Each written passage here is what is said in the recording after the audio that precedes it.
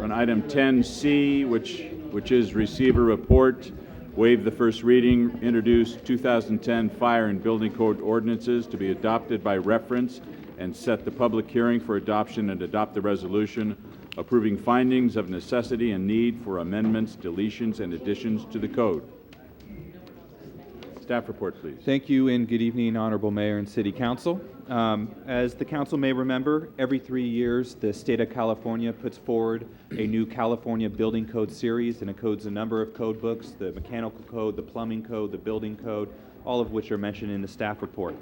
In addition to requiring that each city implement this code, the state also allows each city to adopt local amendments based on local climatic, geological, and geological needs, and topographical needs as well. In addition to those amendments, at this time the state is also adopting a new green code. We're the first state in the country to adopt a green code, and the state's allowing each city to adopt a certain tier of that code, and the council remembers just a couple weeks ago they instructed staff to go ahead and put forward Tier 1 of the Green Building Code, which is a little bit higher than the mandatory building code. There are about 10 to 20 amendments that are also included in your staff report. These are all based on needs in local San Bruno. I won't go over all of them, many of which were included in the last code cycle, but they're all listed in your staff report. A few highlights of them. Everybody knows as you're near the airport area, it's very noisy. There's a requirement for sound insulation when you're in certain noise contour zones. This has been in the local building code for decades. There's a provision which allows the building official and fire marshal to require certain building materials when constructing near a wildlife urban interface zone. An example of this, if you live next to a eucalyptus grove, you could not use a combustible roofing material. So just logical things that we're able to implement through this code. Other things are requiring reinforced foundations and a prohibition of using drywall for lateral support. That may be appropriate in some parts of the country that aren't earthquake country, but here you do want additional lateral support and reinforcement. There's also a few fire department local amendments. Some are standpipe systems. These are similar to the systems that are hooked up at the crossing, giving the ability to hook a fire hose up directly on each level of a multifamily complex. One final one is actually probably help us out in the code enforcement arena as well, is that you cannot use carports or garages in multifamily dwelling units as storage or for combustible storage. So, that has been a problem in some places, so we wanted to make sure that it was represented here in the code.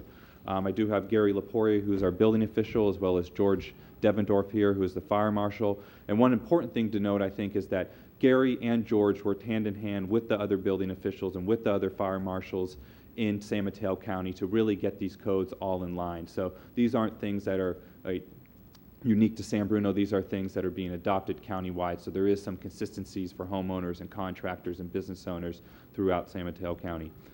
One thing we should note is that something that's unique about this type of ordinance, we're adopting this ordinance by reference. So what that means is, in addition to our local amendments, we're referring to a different code. In this case, we're referring to the state code. In these circumstances, you have the public hearing during the second reading. And there also is a specific noticing requirement where you have to notice it twice in the paper and they have to be separated by a certain amount of days. So because of that, the next possible public hearing would be the February 8th hearing. So with that, staff is recommending that City Council waive the first reading of this ordinance, set the public hearing date for February 8th, and adopt the attached resolution which has the necessity findings for these amendments. And it's also noting that this resolution will not have to be adopted during the second reading. Okay. Any questions? Through the chair. I had a quick question. On page 61, it mentions fire hydrant maintenance. Specifies that when a fire hydrant are located on private property, they must be maintained by the private property owner.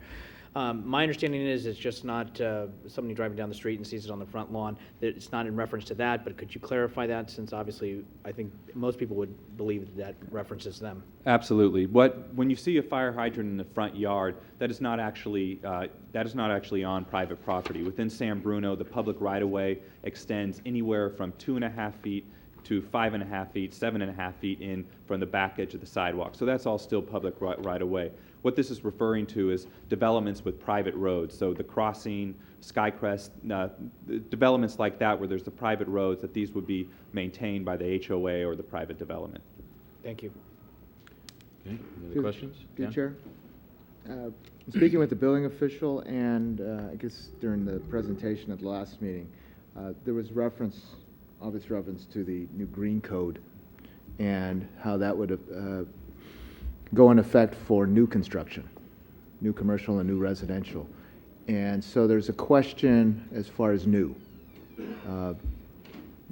Many interpret new as from the ground up, but then there's also references in jurisdictions that the extent more than 50% of a structure that gets altered or remodeled constitutes new. So need to know what's happening with that, if there's a definition in the code for that, or is it just ground up? Correct. There were a few cities within San Mateo County that decided to adopt something that said if you were expanding your home by 50% or if you were demolishing 50% of the walls, and there was kind of a complicated equation that got you to what was new, which basically made almost any time you build a home or you remodel a significant portion of the home that you would have to go back into your existing home and remodel all that as well and bring that up to code. We did not think that was appropriate at this time, so we did not bring that forward. So I think new is new. So if you're doing an addition to your home, that doesn't count as new. But if you are tearing down your home and rebuilding, that is going to be a new structure. So it's consistent with what we've been have been interpreting as new over the years. But it's nothing going back and upgrading existing buildings. Okay. My last question is that obviously we have 38 new homes for sure that are going to, or not for sure, but are potentially going to be built in our community in the Glenview area. And was there any concern that these new guidelines, this new code would pose some sort of hardship or undue strain on their budget as far as in compliance? Well, I would say if we were requiring something outside the code, then yes. But since insurance policies do pay for code upgrades, as long as this is within our code, the insurance companies will pay for those code upgrades. What I think we have to pay particular attention to, though, is guiding these homeowners to make their architects, make their designers understand exactly what we mean by Tier 1 green building codes, and they're able to implement those easily. Thank you. Any other questions? Action. Through the chair, I'd like to make a motion to waive the first reading. Second. Motion second to waive the first reading. On the question? All those in favor? Aye. Aye. I'd like to adopt the resolution to adopt the ordinances. I guess that's right. Councilmember Ibera. Aye. Councilmember O'Connell. Aye. Councilmember Medina. Aye. Vice Mayor Salazar. Aye. Mayor Ruane. Aye. Any other actions needed? To set the public hearing date, Okay, and that would be February 8th. Okay, and need a motion? all right, Okay. Someone? So moved. Second. Motion second to set the public hearing date of February 8th, 2011. All in favor? Aye. Aye. Okay, done. D,